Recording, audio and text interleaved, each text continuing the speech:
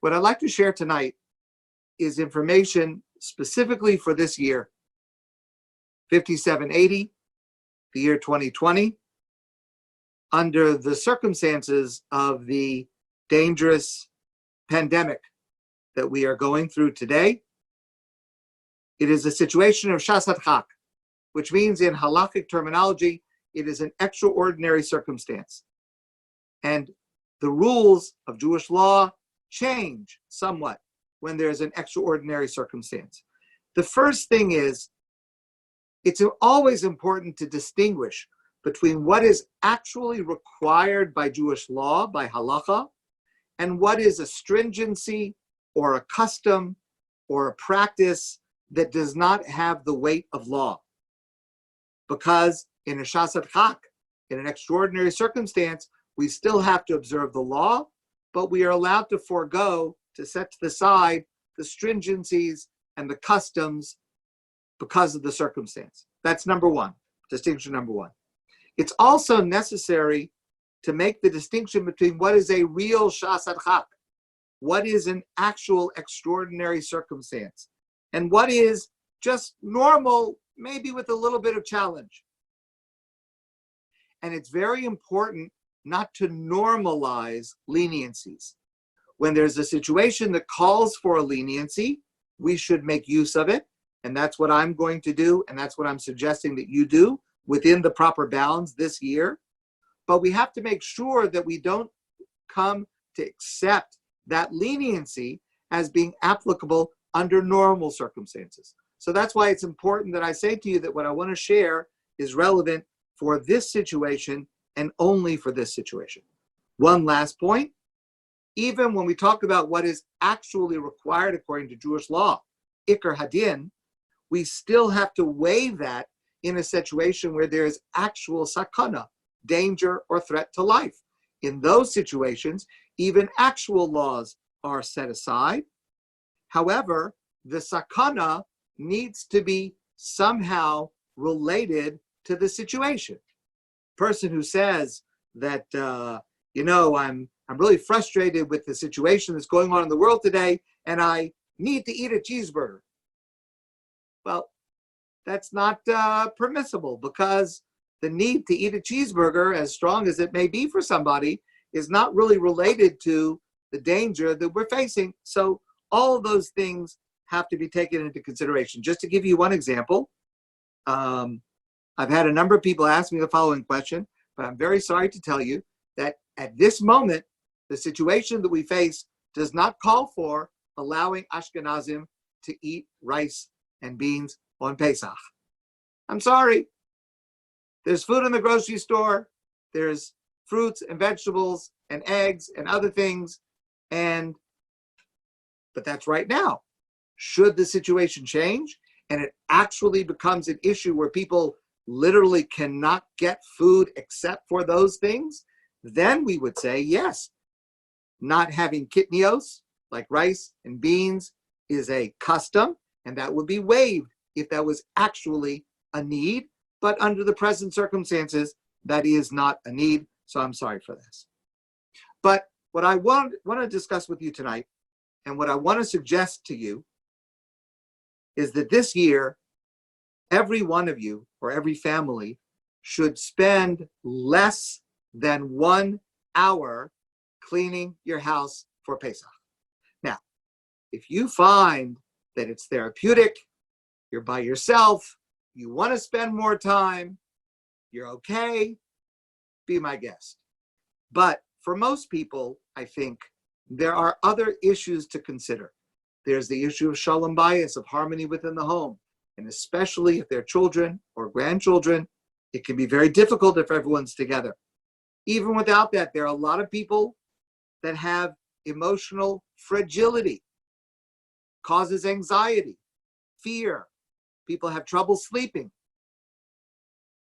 And this year in particular, it would be better to spend time with your children, with your family, helping other people who are in need, caring for yourself, taking care of what you need for yourself. Those are very important needs this year, and they should come before, they should supersede extensive Pesach cleaning, and therefore less than 1 hour for your entire house. And let me explain how it works. I want to start a little bit with a theoretical understanding of how it works technically, and then practical examples. On Pesach, we're not allowed to eat chametz. Chametz is products that come from flour and dough, cake, cookies, bread, etc. And it's in many, many products. And it's a very serious prohibition. The Torah says, Tashbisu so'ar mibatechem. We have to relinquish or destroy or remove any kind of chametz from our dwelling places. Not only is there a prohibition against eating chametz or drinking chametz, we're not allowed to benefit from chametz in any way, even if we're not eating it. We're not allowed to profit from it. We're not even allowed to own it.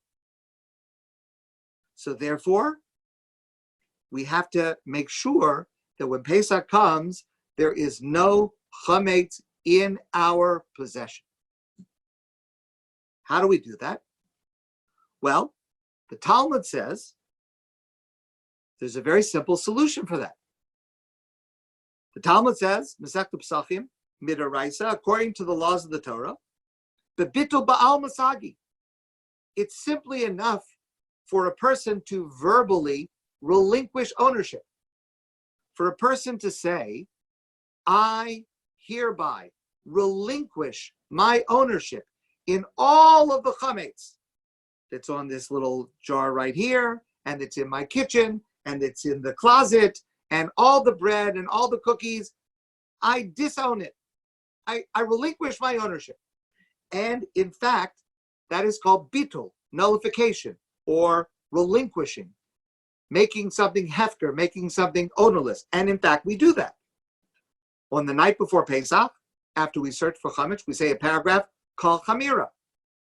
And then the next day, when we burn the chametz, on Erev Pesach, we say a similar paragraph again. And basically what we say is, Kol chamira v'chamia de'ikibrishu. All of the chametz that is in my possession, I relinquish ownership. It no longer belongs to me. It's like the dust of the earth. It doesn't belong to me. Since that is legally binding, that means when Pesach comes, I don't own any chametz. And if I see some chametz, let's say on my counter or in my pantry, it's not mine. Doesn't matter. I'm allowed to go to a non-Jewish grocery store and stare at somebody else's chametz during Pesach. There's nothing wrong with seeing somebody else's chametz. The only problem is having my own chametz. So the Talmud says all you have to do is relinquish ownership. And we do that with this paragraph called chamira. And if that's all you need to do, that means no cleaning, no giving away, no selling chametz, no searching for chametz, no burning chametz, nothing else. That's it. Takes care of the whole thing. So the question is, if theoretically that should work, that's what the Talmud says, theoretically it should work, why do we do all these other things? Why are we selling chametz? Why are we cleaning? Why are we searching for chametz? Why are we destroying chametz? Why are we doing all these things if there's such an easy solution to fulfilling all the requirements of the Torah? So the Ran, Rabbeinu Nissim, explains that we're worried that you might not really mean it. You say the words, all the chametz that's in my possession no longer belongs to me. But it's one thing to say it, it's nothing to mean it. Do I really mean it? Do I really mean to say if somebody else would come and take that food from my cabinet or take that scotch from my closet, that I wouldn't say anything because it doesn't belong to me anymore? Is that really what I mean? And the Ran explains that since the food did belong to us before saying those words, and we have a connection to our belongings, we feel entitled to what we own, and we're used to it. So this idea that I actually relinquish it, we're worried that a person might not mean it. And we're worried that if a person on Pesach would happen to wake up in the middle of the night and their head was a little foggy and they went into the kitchen and they saw a box of cookies, they might forget that they actually relinquished ownership and it doesn't belong to them and they're not allowed to eat it. If they see it on the counter, they might eat it. So therefore, we have to clean and search and remove and destroy and sell chametz, which then just begs the next question. Well, if we're doing all that, if we're cleaning for Pesach and searching for chametz and destroying chametz and selling whatever chametz is there, why do we have to say the bitul at all? We say it, as I said to you, twice. We say it the night before Pesach and the day when we burn the chametz. So why do we say this nullification or relinquishing of ownership if it doesn't help? And the answer to that question is supplied by a comment in the Gemara, Rabbi Yehuda Marav.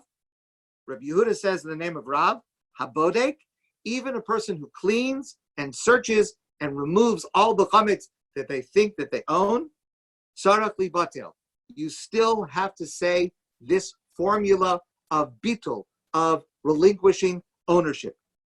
My taima, why? Rava says, Gzeira, Shemi Yimatze Gluska Yafe. It's a Gzeira, it's a legislation to cover the situation. What happens if you miss something? What happens if your cleaning and your searching was not perfect? And in the middle of Pesach, you do come upon a piece of food. Well, if you did not say bitul and your cleaning was insufficient, you will at that moment be in violation of the Torah's prohibition of owning chametz, even if you remember not to eat it. But at the moment that you see it, you'll be in violation of owning it. And therefore, says the Talmud, in addition to cleaning, we want to back up. We want you to also say bitul, so that if you miss something and it turns out that there was some chametz there, you already relinquish your ownership of it and you do not violate any prohibition. Which, by the way, is a very important lesson because it tells us that the rabbis of the Talmud understood that our cleaning for Pesach is not perfect. It's not expected to be perfect. It does not have to be perfect. People make mistakes. And that's why we build in backup and stringencies to allow for human frailty. So don't worry if you made a mistake. Our rabbis understood that we would make a mistake, and that's okay. But now we have two processes, each of which theoretically is sufficient by itself, but we do both of them. One is we clean and search and destroy the chametz, and the other is we do bitul. We nullify or relinquish our ownership. We do both of those things. Our rabbis require us to do both of them, even though theoretically either one of them would be sufficient by itself. But to make extra sure, belt and suspenders, we do both. Now, there's a third approach, and that is, before Pesach starts, we can sell our chametz to a non-Jewish person. Whatever we sell does not belong to us. And we have to make sure whatever chametz we're planning to sell is put away in a place that can be taped over and marked so that we recognize that does not belong to us. And that's why it helps to sell the chametz, number one, because it's a valid sale. Even though we know you're going to buy it back after Pesach, that's okay. It's still, according to Jewish law, a valid sale, and according to secular law, it's a valid sale.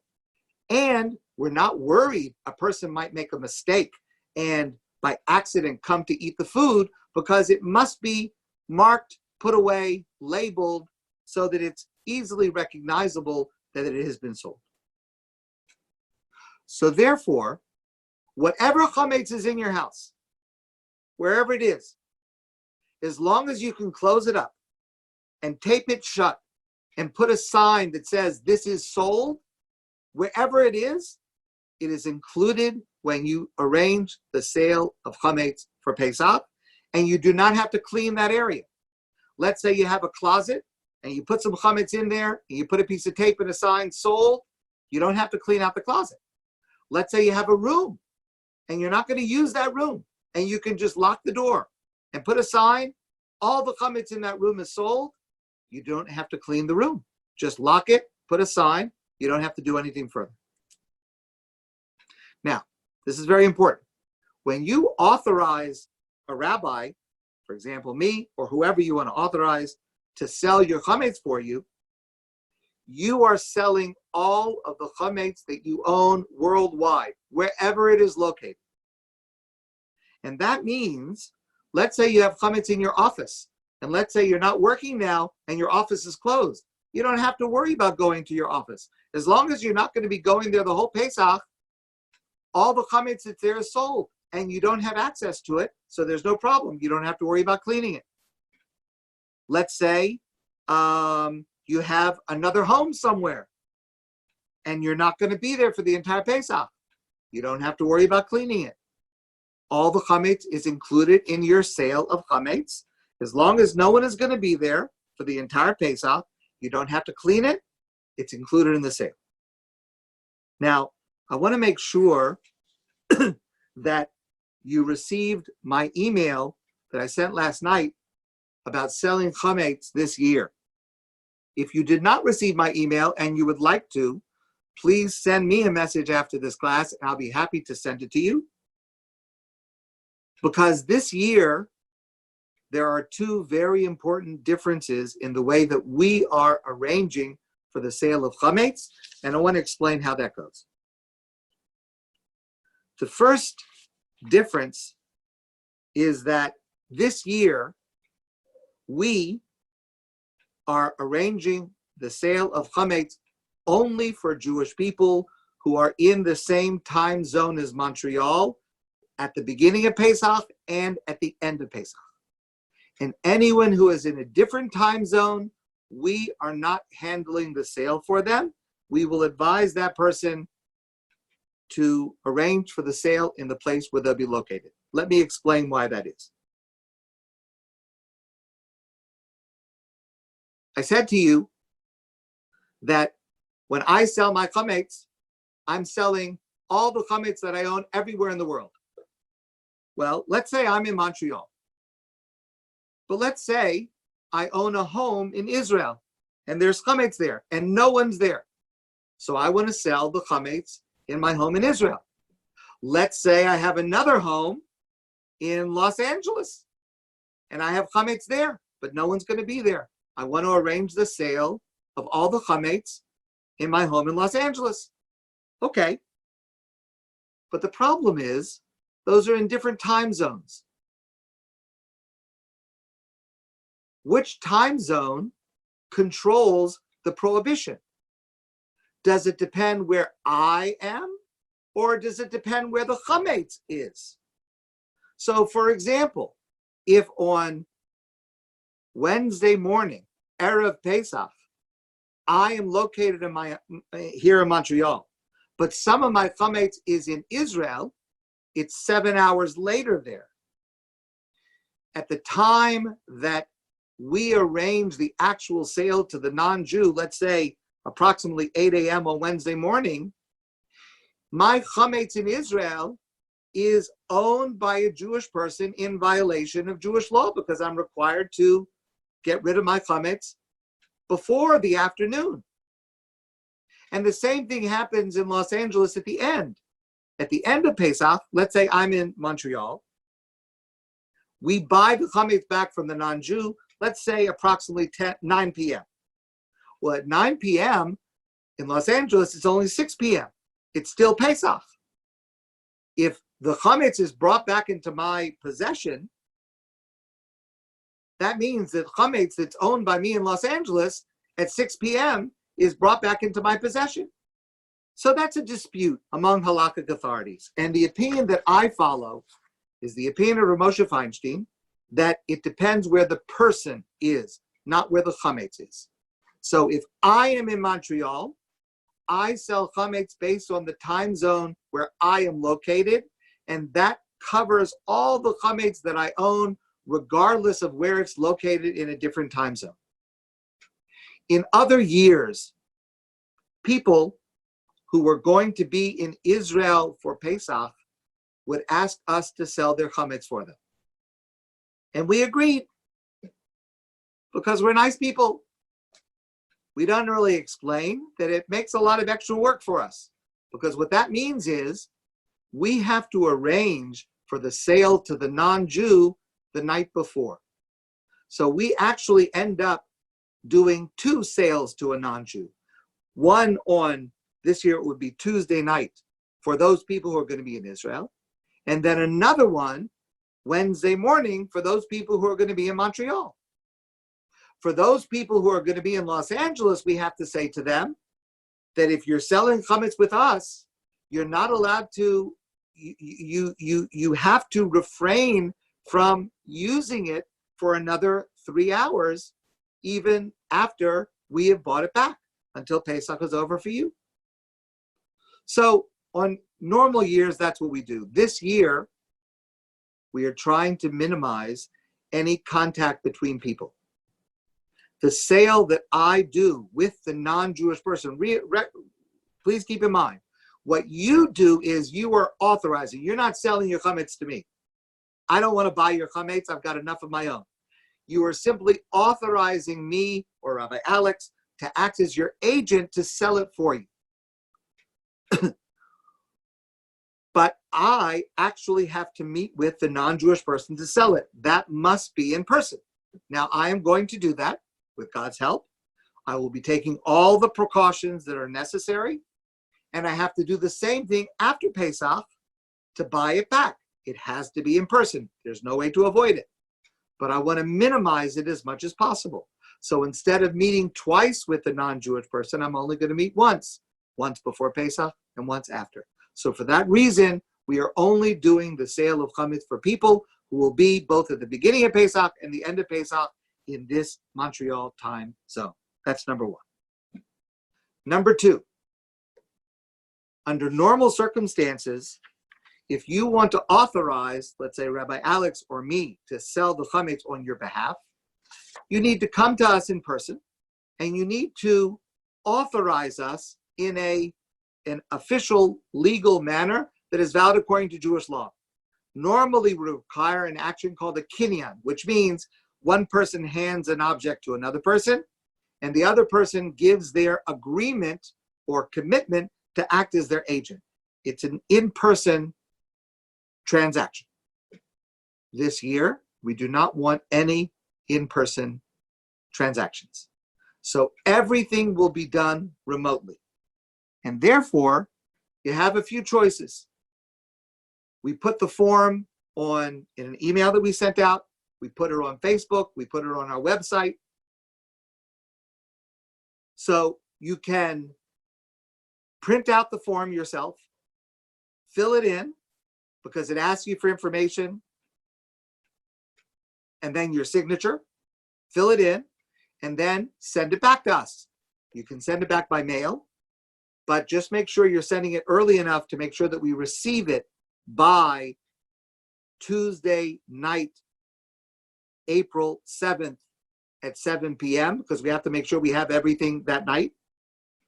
You could fax it to us, and our fax number is on our website. We got some faxes today. That's fine. You can email it. And an easy way to email it is either you could scan the completed form and send it to us. You could take a photo of it and send us the photo by email.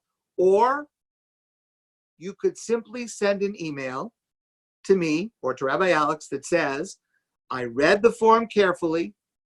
This is the information you asked for, and supply the information that's asked for on the form, and include the words, I authorize you to sell the chametz on my behalf.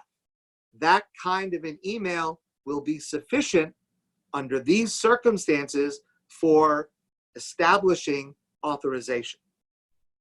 It is necessary that you read the entire form and that you understand it, and that you say to us in your email, I am providing the information, I read the form, I understand it, I'm authorizing you to act as my agent. Or another way, you could call by phone. And you could simply call me or Rabbi Alex by phone and give me this information by phone. You can call my office, you can call my cell number, which is in the email, and I can write down those details, and that is also sufficient under these circumstances. So we have created several alternatives so that people can easily arrange for the sale of chametz without any human contact. And remember, you should sell as much as you possibly can. Whatever you're able to sell, that's the easiest way to take care of it, because it's halakhically valid and you don't have to clean. Whatever is sold, you don't have to worry about cleaning.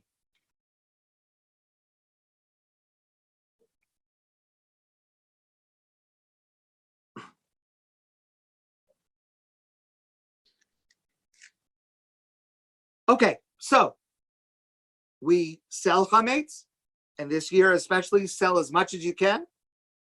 We say bitul, we nullify and disown the chametz, and we clean and search and destroy the chametz. This year, I'm making a request that comes from halakhic authorities greater than myself, but I absolutely agree and I'm planning to follow it. Please do not burn your chametz before Pesach. There's a much easier way. Flush it down the toilet in little pieces, one small piece at a time. Certainly, people should not be gathering to burn chametz, and the added risk of fires is just too much anxiety, too much going on. It's not required to burn it. It's permitted to get rid of it in any manner. This year, it's much easier, one piece at a time in the toilet. Please don't burn any chametz, and certainly, please do not gather to get rid of it. Okay, so now that we understand the philosophy of it, so now let's come to practicality. So after you've done all those steps, what's left to clean? Almost nothing. If there is a place that during the year you do not bring chametz into that place, you don't have to clean it, you don't have to check it, just ignore it. So if you don't bring food into your bedroom or into a study, forget about it. Don't clean it, leave it alone, don't search. It's not necessary. Another year you want to search every room, fine, but this year, leave it alone. The obligation to get rid of chametz does not apply to pieces that are smaller than the size of an olive. Just picture yourself an olive. If it's smaller than that, it doesn't count. You don't have to clean it. You don't have to worry about it. Ignore it.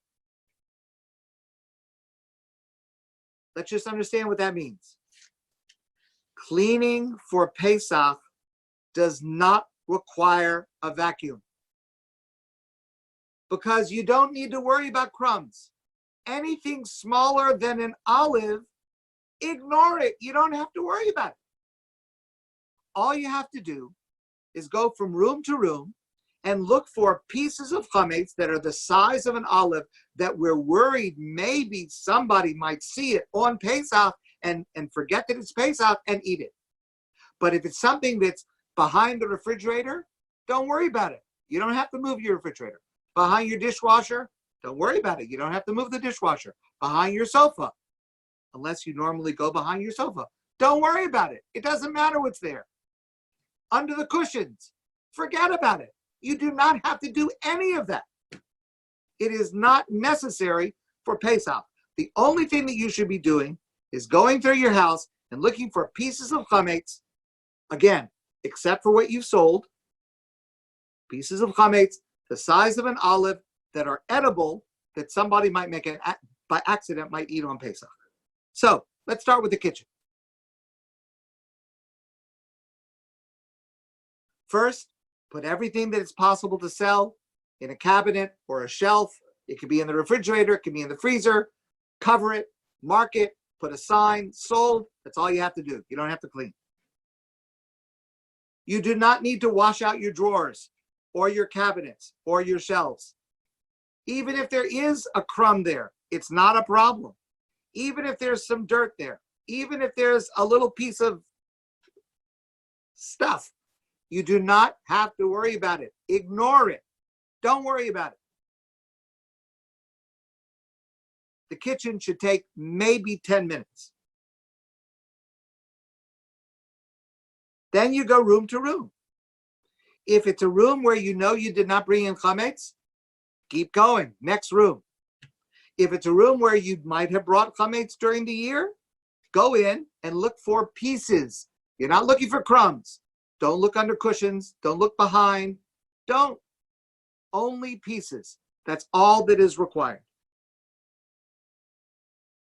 You should look through your medicine chest because there are certain toiletries that could be actually chametz. Look through it. Make sure there's no actual chametz. One thing you need to be careful about, if this is an example, because of the isolation that we're going through, you happen to have purchased a stash of snacks that you have hidden for when you really need it, so that you have to check. If you have some cookies and you put them in a certain closet, which I will not mention, when you're really desperate, so then that you have to either put away, or, by the way, you don't have to move it. Just put a piece of paper over it. Sold. A sign. Sold. In your car, no vacuum. You do not need a car wash. Remove the mints that you have. Remove the candies that you have. Remove the snacks, the pieces. Anything under the seat, forget about it. You don't have to worry about it. Anything in the cushions, forget about it. You do not have to take up the cushions. You don't have to worry about the Cheerios that your kids pushed in.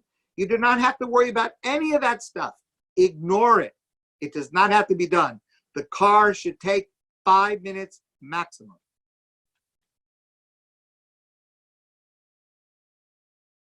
Your home, your office, your car together should definitely take less than an hour. You want to do spring cleaning? Do it another time. But it's not required for this process. I want to just address a few other issues, and I have a lot of things to discuss with you, so I'm going to continue on Sunday, and I'll schedule some other Zoom sessions for next week, but let me mention a couple of things that may be important to you as you're preparing for Pesach.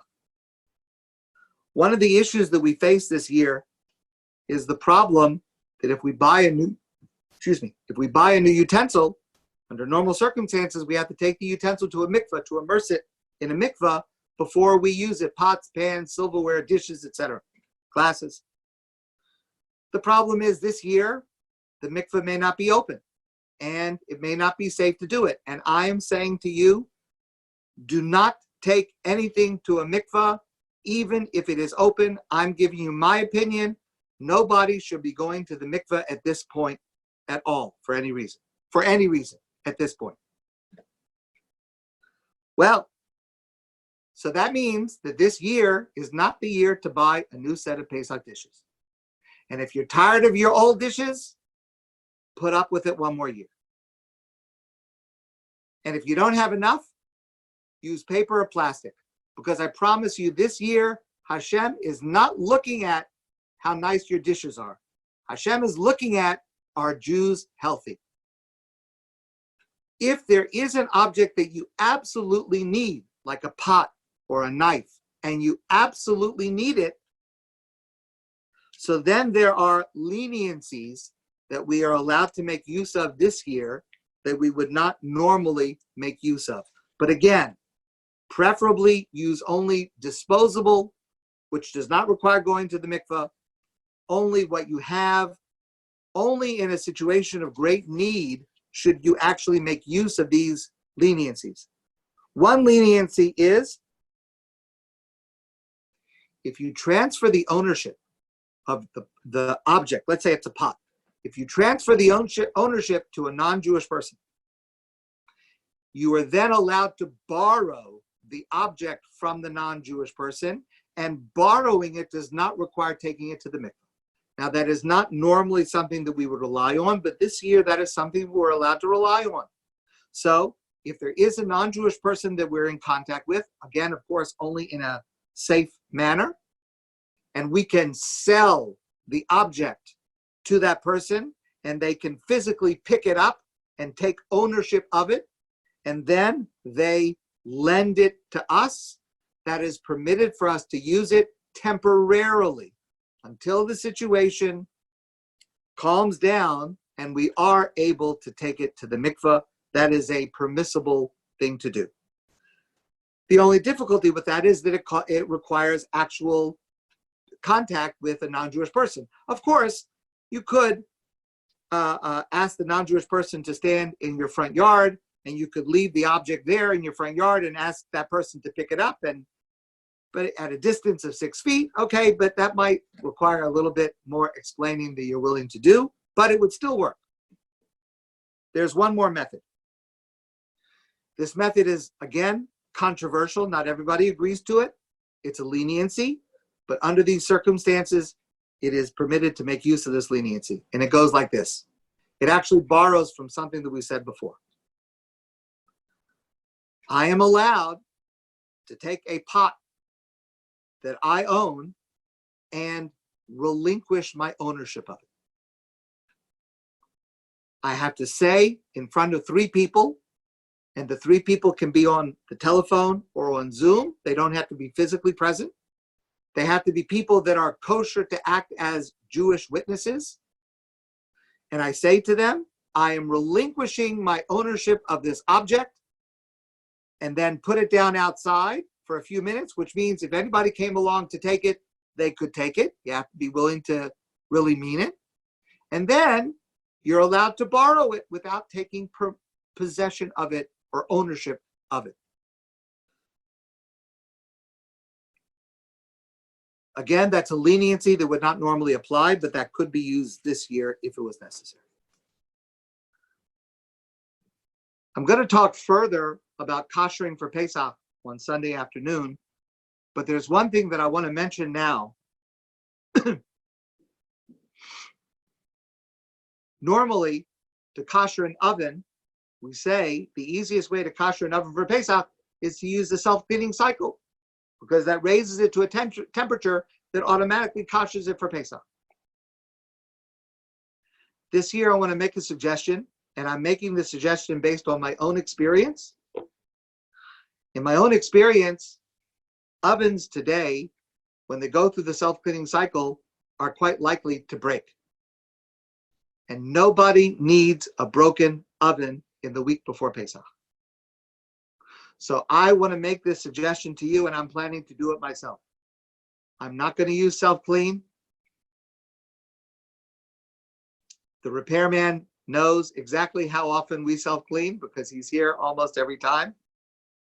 Instead, what you can do is you clean out your oven as well as you can, so there's no actual food residue in it. Leave it for 24 hours without using it. Then turn it on high, 550 degrees Fahrenheit for 1 hour. That koshers the oven. The only thing that requires is during Pesach, before you put a pot or any food down on the rack, you have to put a piece of tin foil first. So put a piece of tin foil down, and then you can put whatever you want on top of the tin foil. But that is an easier way to clean an oven, and that will reduce the chances of it breaking right before Pesach. I will have other suggestions of easier ways to kosher before Pesach. I will share that with you hopefully on Sunday. Another thing that I want to mention, again, this year, we should be doing whatever we can to minimize the trips that we take outside of our home. I mentioned this last night. This year, you do not need a haircut before Pesach. You do not need a manicure. You do not need a hair salon. You do not need new clothes. This is not the year for any of those things. For Shavuos, you get new clothes, but not for Pesach. Anything you can do to minimize the number of times you go out of your house, that's what you should do. And therefore, one consequence of this is, as much as is possible to make use of products that are already in your home that are innately kosher for Pesach, you should do so. There are lists of products that do not require any kosher for Pesach symbol, things like kosher salt, things like certain spices, things like butter. There's a long list. I will share more of that information. As much as you can possibly use that is acceptable for Pesach, that you do not have to go out and buy, that is what you should do. I'll be sharing more information about this as we go on, but do whatever you can to minimize the number of trips you take outside of your home. Lastly, I want to discuss one more topic. This is the question that I've been asked more than any other question for the last 48 hours. And I assume that I will be asked this question many more times. There was an article that was publicized in many places. It appeared in the Jewish Post that there were rabbis in Israel that said that if families cannot be together for Pesach, and by the way, that's very, very important, do not invite guests for Pesach. Whoever is under your roof in your immediate household, that is who you should have. And that's a very difficult thing. I myself have children. First time ever I had to say to a child not to come for Pesach. It's very difficult, but that is what is required this year. If it means that you are by yourself, it is better to be by yourself this year and healthy than, God forbid, for something to happen. Hopefully next year, you'll have double the company. But this year, do not invite anyone. It means that there will be people who will be on their own that we would normally want to have. We will give guidance for people to be able to have a Seder on their own. Do not invite anyone. So there was an article saying that there were big rabbis. Somehow they became big rabbis in Israel who said it's okay to use Zoom. You can set up Zoom at your house, and your children or your family or your friends in their house can have Zoom on, and you can see each other, and remotely you can connect like we're connecting. And by the way, you can mute everyone, so maybe there's an advantage to that. So let me just share with you that that is absolutely prohibited according to Jewish law. I know there are some rabbis who say it, but there are no rabbis that have standing and are recognized as halakhic authorities who agree with that. It is absolutely prohibited. It is a violation of the laws of Yom Tov for many different reasons. There is no rationale to allow such a thing. Now, of course, there is an extreme situation, but remember what I said at the very beginning.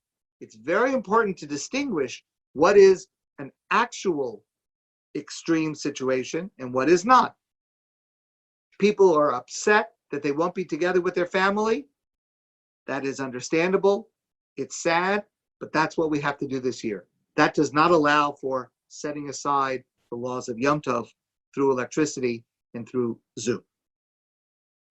There can be a situation, a remote situation, where a person is actually suffering so much that there's actually, God forbid, a threat of suicide, of depression. Then, of course, you don't need Zoom. Then, of course, all the laws of Pesach are set aside. That's an emergency. That is a threat to life, a possible threat to life. So, of course, if there's a person in that situation, you can call that person. Of course, you can Drive over if you think, God forbid, something terrible happened. Of course, all the laws of Shabbos and Yom Tov are set aside. That doesn't require this. But that needs to be evaluated. That needs to be really extreme. But the simple sadness or the difficulty or the upset at being separated on Pesach does not come anywhere near the standard that would allow using Zoom or any other technology on Yom Tov. I have a lot more to share with you. Please make sure that you're receiving emails from me, and if you are not, please let me know so that I can correct that. Also, on our website, adath.ca, we have an Adath Zoom room, which is a page where we list all of the upcoming sessions, the upcoming Zoom sessions with all the details, plus on the same page, all of the recordings of past sessions are uploaded to that site. Plus, on the same page are full detailed instructions for how to use Zoom. So please check it daily. We update it daily. We're adding new things all the time. If there's something you do not see that you would like to see, please let me know. If you have any questions at all, please send me an email, call me on my office number, my cell number. It's all available. And I want to wish you a very happy Pesach.